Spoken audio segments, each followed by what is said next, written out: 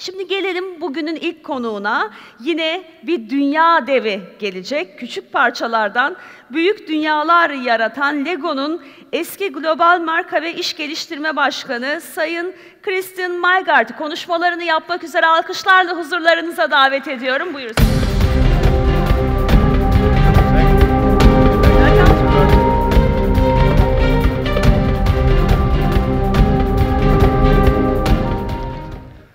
Good morning, everybody. Yeah, there it is. Very good. I'm going to speak about the DNA of innovative brands. And as you can see from the slide, it is not so much about posture. It's not about big. It's not about fantastic. It's more about what's behind.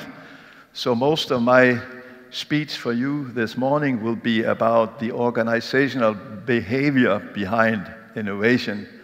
Not in all kinds of companies, because I don't know all kinds of companies. I grew up in Lego, where I was for 25 years, but I've also worked many years after as a consultant, and also worked many years as a board member of various companies. And if there is a bias, it is towards consumer goods. It's not always fast-moving. When it's bad times, even fast-moving consumer goods are not fast-moving. But it tends to be customer, consumer-oriented innovation rather than, say, very high-tech, for instance. So what I speak about today is solely my own personal views. I'm not a scientist. I'm a practitioner. I'm an industrialist. It's not Lego's viewpoint. It's my own, and it's blended from all my background. I think one of the traits of very successful, innovative companies is that they respond well to disruption and opportunities. There's also a reason for that, because those who didn't have the luck, we don't know anymore. So we end up, this is a scientific bias, we end up interviewing, understanding, analyzing the successful companies. And some of the decisions they took on the way were also luck. It was not all genius. A lot of it is also luck. You need luck. I use this photo of the elephants because it is overwhelming what is coming towards us of new trends and new technologies we have to respond to as managers or owners or entrepreneurs or scientists in business. Let me just start with a little bit about Lego, because one of the things I felt Lego is and was very good at is to respond to disruption and opportunities. And I can already tell you now, one of the reasons is that the family who owned Lego and still owns Lego, they like new things. They just find it exciting, the new stuff. That is one of the reasons. But still, they stick to certain values. So a very quick update on some of the breakpoints or change points Lego went through. They actually start in the Great Depression in 1932, where the unemployment rate in many countries was 32%, so it's easy to remember. And here was a village carpenter who had no orders in his books, so he started making wooden toys. When plastic came to the world after Second World War in the early 40s, if you know the brand Tupperware, it is the same age as the brick. So these toy manufacturers, they all copied each other. They went to the same trade fair and they saw, oh, he has that in the range. I also want that in my range. And that was the life of bricks. When Lego was still a wooden toy company, they would have wooden building blocks, and now came the plastic world, so they had plastic building blocks. And they were not the only one. They were not even the first one to have it. But here's something interesting. Because the family has always been very concerned about the quality of their product. Does it work in the hands and brains of children? They felt this is not good enough. And that's very typical for them. It's never good enough. So they invented a way to make the bricks stick better together. As you see, I better do it here, and it doesn't work anyway. But as you see on the studs, so here you have, in the early 60s, you have a company with a lot of wooden toys, with a lot of plastic toys, and a brick which had this little patent in it with the tubes. Then something very dramatic happened. The wooden toy plant burned down. And you must see this as a joke. I highly recommend once in a while to have a fire. Why do I recommend that? Yes, because it opens for new thoughts. You have a chance to change something in your life that you otherwise would have felt was too cumbersome. And in the case of Lego, when the wooden toy plant burned down, they decided, we will no more make wooden toys. There went half of their entire product range. And then they said, by the way, we will also scrap all the plastic products apart from the bricks. So in the early 60s, Lego became a totally focused brick toy company. And they have been that basically ever since. Sales exploded, and they did a lot to export. You know, if you're in a niche, if you're in a narrow segment, in a niche, you gotta go global to get the scale of economies. So they were very fast in building small branch offices in the vicinity of Denmark, where they're from. So when I came as a young student, right from university, I think they were represented in 12 countries with their own branch office. And as soon as I entered the door, the sales matured, and I hope it wasn't my fault, but I was in market research, so I got the job to find out what was wrong, and we interviewed quite a few people in the neighbor countries and found out, why did you not buy more Lego for Christmas? And then people said, it is because we have enough. But we found out that people's inner image of Lego was a pile of bricks. That is not very dramatic. And I did not come up with any ideas here, but it was decided then to start theming Lego more. So it was not so much selling sets with bricks, it was also selling sets with a story, a theme, police, space, pirates. It all started there in the mid-70s, together with these lovely Lego figures. Very, very successful move. Very much supported and generated by the owner family. Fantastic, and it really blew the roof of Lego sales for many years. When we came to the 90s, a new maturity happened, a new flattening of the sales, and this time there were new competition and new technologies in the market. It was movie characters for Hollywood that were licensed into the toy industry, not to Lego, but to the then world's largest toy company, Hasbro, very successful. And Lego managed to make a deal with the property owners in Hollywood and started working with a Star Wars series that was very successful.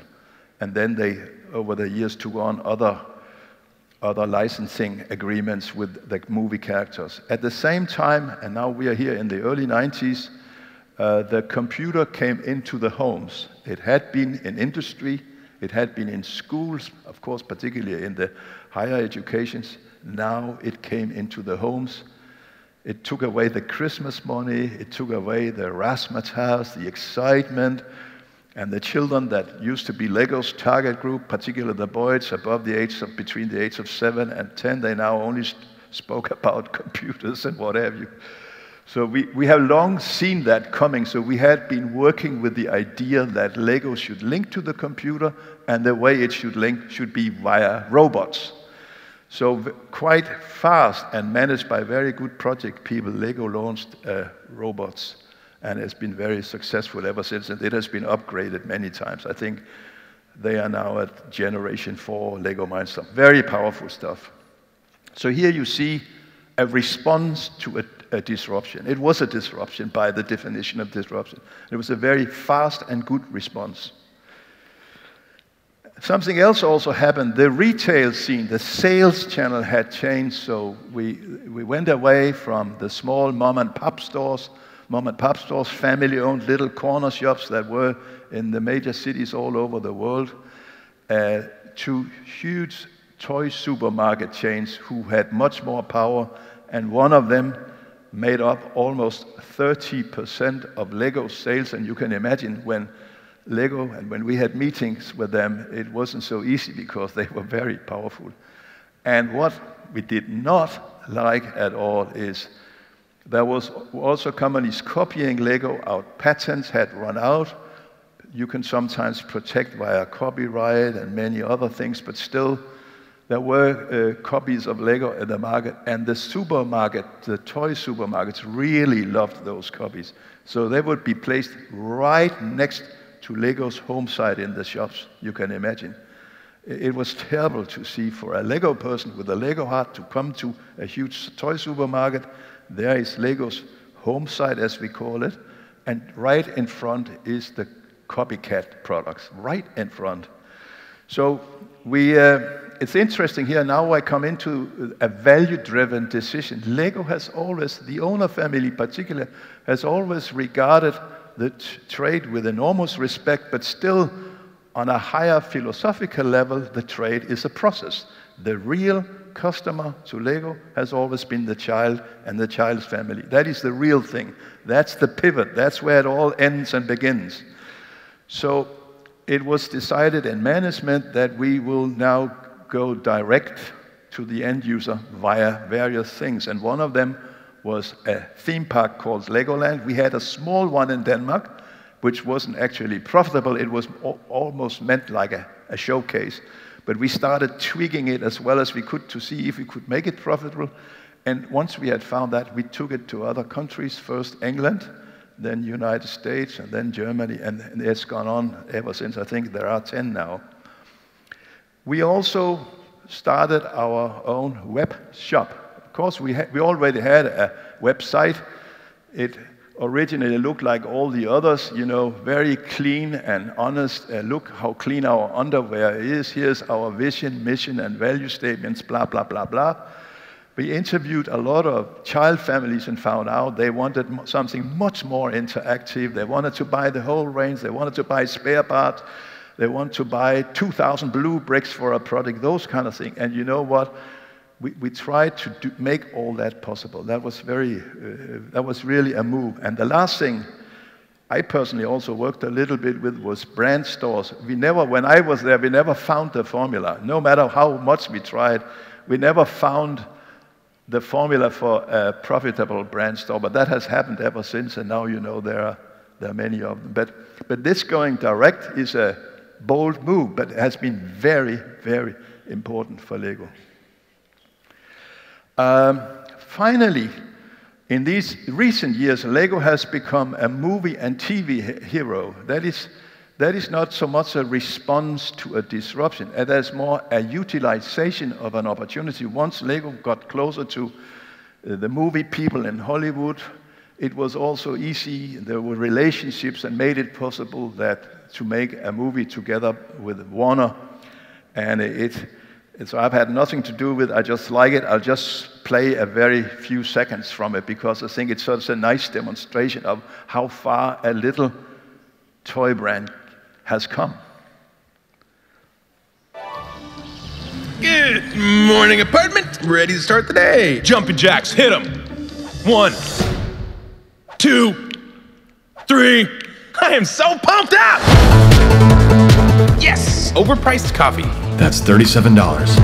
Awesome! Everything is awesome. Oh my gosh, I love this song! It's cool when you're part of the team.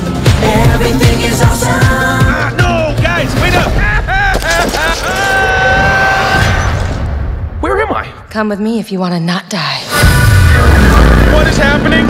You're the special and the So, I hope you like the movie. I haven't made it, I haven't initiated, I have done nothing with it. I just think it's a nice symbol of how far Lego has come, and also how well Warner made this movie. Here's a second trait, which also links to Lego, but it's a general trait of innovative companies, is that they manage this balance, which is so hard to balance. You know, if you come into an airport, if there is a bookstore, you can go and buy a book about someone who changed everything in a company. And I highly respect if that is possible. My experience says, don't change everything. Change something, but please, at the same time, be quite sure about what you keep stable, what continues basically unchanged. And also, what do we drop now? We cannot just add. We have to drop something. And what you keep is not necessarily the address of the company, nor the color of the headquarters. It's not so much that. It is something much more important. And here, my experience is backed by research that companies who stick to a brand purpose for a long time fare better than those who don't.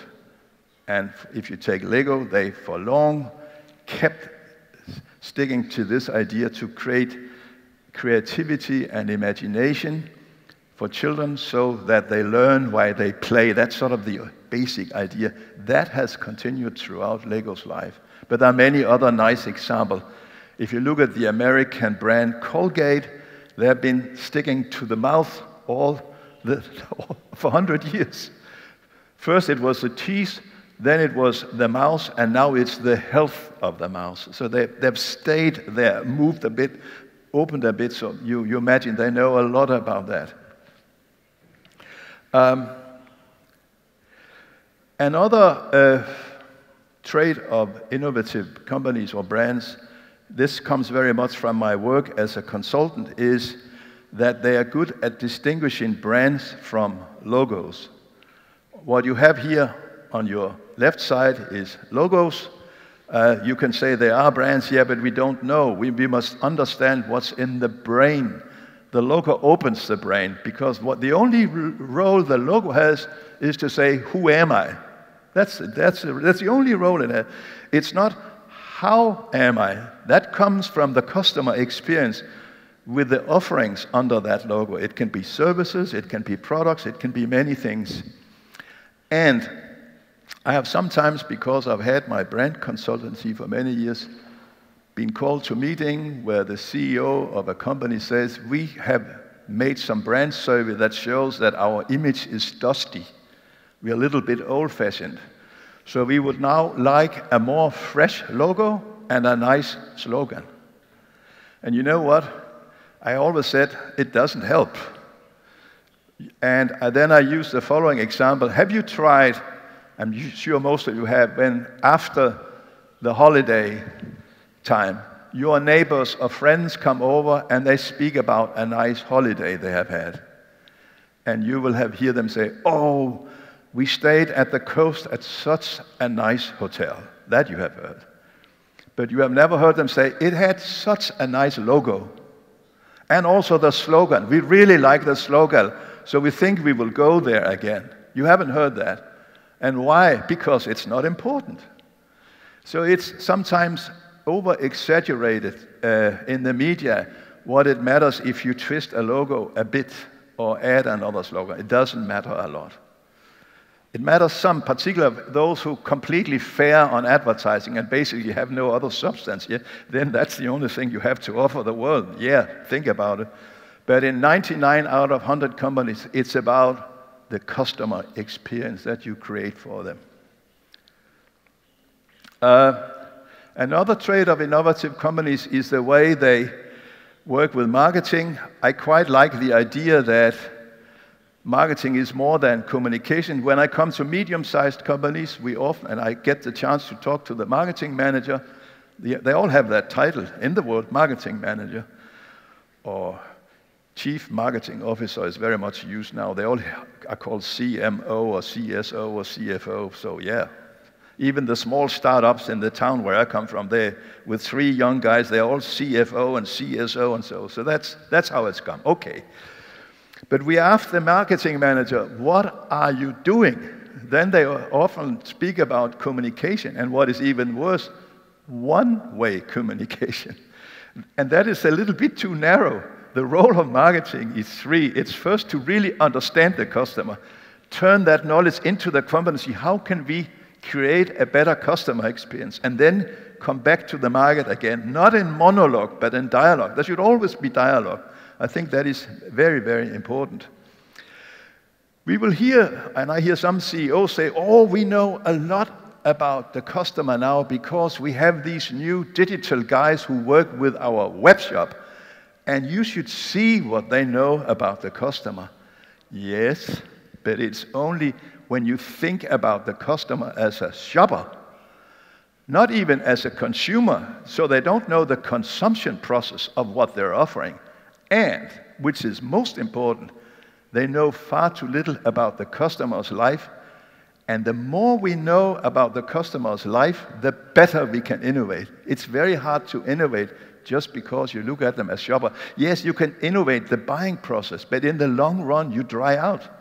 You cannot win a long run just by understanding the shopping process.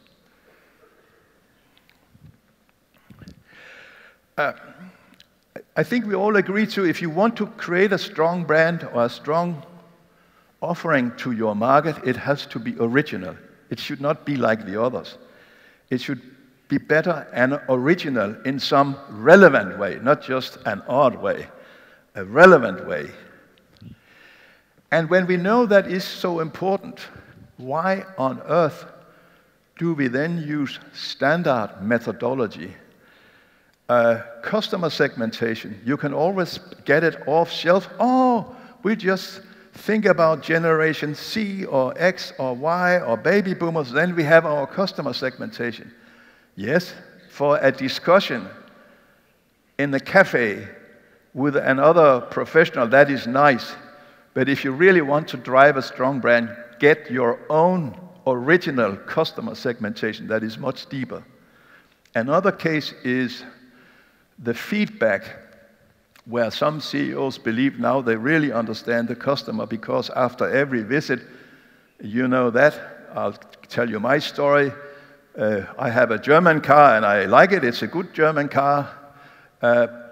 And I started calculating how often, how have I spent most time with the importer and the local garage. It is actually by filling in their questionnaires. Every time I have called them for the most banal thing, boop, it pops up. How satisfied are you with us? And you can answer this and answer this and answer this. And then they track it. Of course, they consolidate it, and then they track it. Now, incidentally, I use another workshop or garage than they would normally assume. I should use the one that is closest to my home.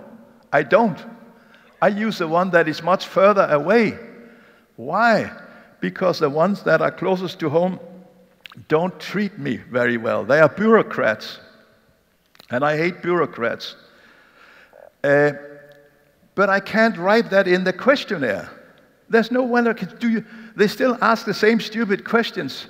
Then I called the marketing manager, the head of marketing for Northern Europe, I think, or something like that, for Scandinavia, and said, why on earth can I tell you the truth? Can I not tell you the truth? We can only answer your stupid questions. And then she said, Germany won't allow that because then we cannot consolidate the answers. So here, what we see here is an industrialization and an automatization of the most dear that marketeers have, and that is the customer interface. It's turned into automatic. They could learn so much just by skipping that crap for a year and then call their customers and talk to them. Then they could take it up again. It's nice to have some tracking. I'm not against tracking. I'm against that if that is the major, dominant, and only way to understand the customer. It's very important if you want to innovate new stuff to innovate. And sometimes in some companies, the managers end up with a terrible dilemma. Someone comes with an idea, and should I now say yes or no? And then many managers will say, because many of them have been to business school, to say, could you please make me a business plan? But there is a better trick, because a business plan is worth nothing even if it's loaded with MBA numbers, if it's written by someone who does not really understand the substance underneath. And you don't understand the substance that easy. So it's much better to say, maybe.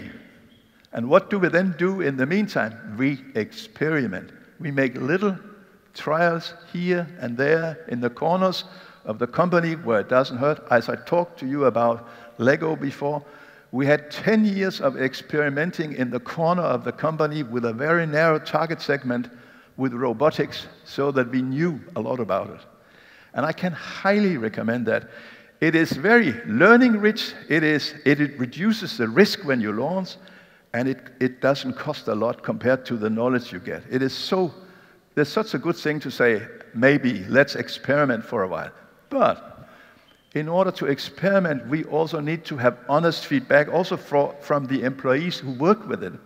And therefore, it is important to drive a culture of honesty, of telling it like it is. No posture, no about, oh, we are so fantastic, it's so razzmatazz fantastic. Tell the truth. I can give you a recommendation. If you run internal seminars in your companies and some of your managers say, could I have the podium on our next conference?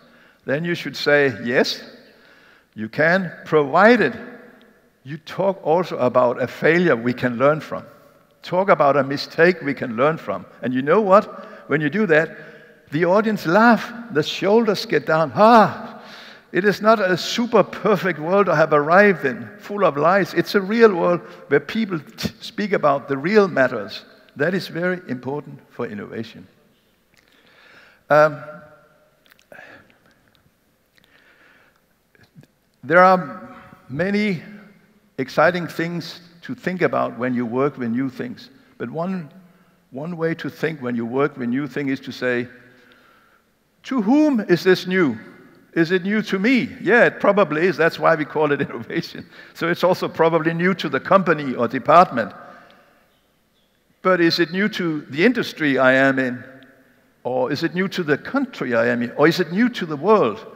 And quite often, the cases, in 9 out of 10 cases, it's not new to everybody. There's someone out there to whom this is not new. They have already been struggling with the exact same thing for years. You know what? Go and see them. Get out of the box. So the most important thing in innovation, or one of the most important things in innovation, is to have a nice big travel budget. Yes? Get out and meet people. Also, if you have a team of designers or product innovators, be sure they travel and allow them to meet others. I've been involved in going so far that we helped them with a little standard contract so that they could subcontract some of the work we ask them to do. And full honesty and openness, it adds so much. So that is a very important concept in innovation. Get out of the box. When innovation is made, it's often by project, and there is a tendency to matrix. If we make a project group, we say we should have one from each of the line management, one from production, one from sales, one from marketing. We should also have from the staff, one from finance, one from security, one from IT, what have you. So all the vice presidents are happy. Now, when this group has had a meeting and they look in the diary and say, when can we meet again? They can only meet 6 weeks down the road, even if the job that has to be done takes a day or two. They will have to meet 6 weeks down the road because everybody is so busy, because everyone runs to these matrix groups. So my recommendation is to organize innovation teams like the circle here. You have a few people in the middle who always work on it. They have no other task. Then they have a circle of advisors around them they can call upon, who are very close, who are always informed, and then they have a wider circle where the frequency is lower, but they're there to help if you ask. That is a much smarter model. It adds much more speed. And speed is of the essence if you innovate. The last thing I will talk about is the highly importance of competence. Not only the competences, but the blend of competence. That's why I show you this little movie. Das hier ist mein Sektor. Das hier ist das wichtigste Gerät des Küstenwächters. Das Gerät und das Gerät. Überlebensradar.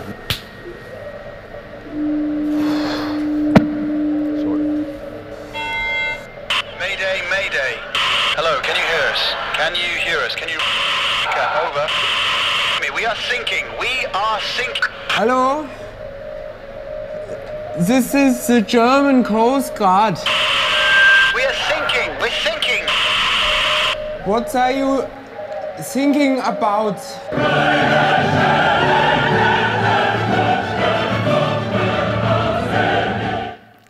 I'm happy I made a little unofficial advertising for Berlitz here, but what is interesting here is, and it brings me to my last slide, is you can see the way they clap the shoulder of this guy, and we can begin imagining how was he hired.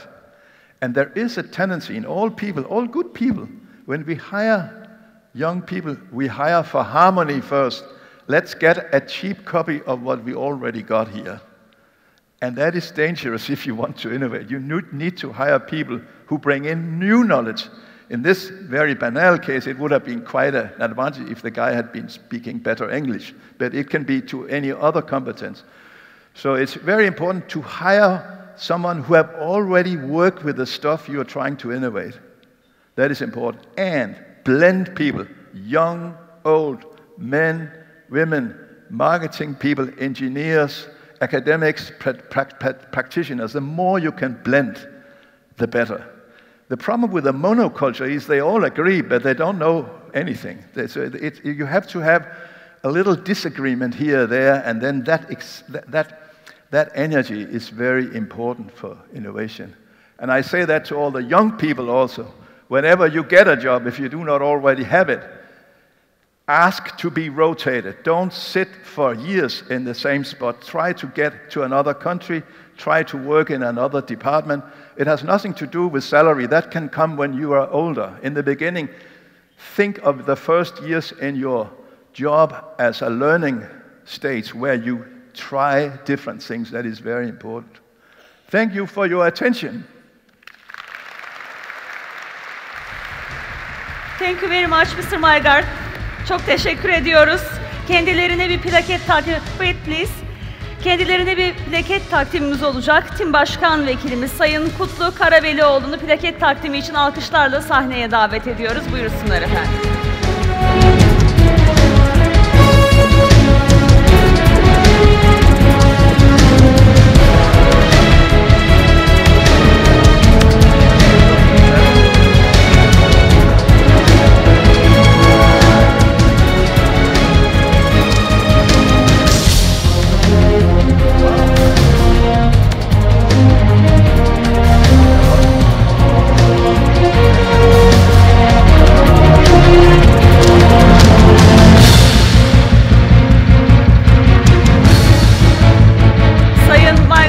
Sayın Karabelioğlu'nu alkışlarla sahneden uğurluyoruz efendim. Çok teşekkür ediyoruz.